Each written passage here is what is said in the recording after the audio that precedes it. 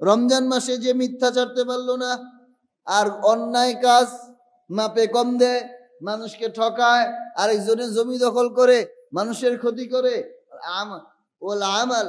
কওলা জুর ওয়াল আমাল, মিথ্যা কথা, মিথ্যা কর্মকাণ্ড, এগুলার থেকে যে রোজা রাখার পরেও বিরত হইতে পারে না, ফালাইসা লিল্লাহি হাজাতুন ফি আন ইয়াদা তাআমাহু ওয়া শারাবাহু, আল্লাহ ওর না খেয়ে থাকা, ওর না পান করা, এর দ্বারা আল্লাহর কোনো কিছু প্রয়োজন নাই, আল্লাহর এর দ্বারা কোনো কিছু আসে যায় না, ওই না খেয়ে থাকা ছাড়া তার কোনো কিছু হাসিল হয় না। আল্লাহ আমাদেরকে হেফাজত ফরমান, বলি আমিন। অন্য হাদিসের মধ্যে নবীজি সাল্লাল্লাহু আলাইহি সাল্লাম বলেন, রুব্বা সাইমিন হাযুহু মিন সিয়ামিহিল জু ওয়াল হাতাশ, বহু রোজাদার এমন আছে যাদের রোজা রাখার উদ্দেশ্য শুধু এইটাই লাভ হয় যে তারা শুধু না খেয়ে থাকে আর ক্ষুধার্ত থাকে,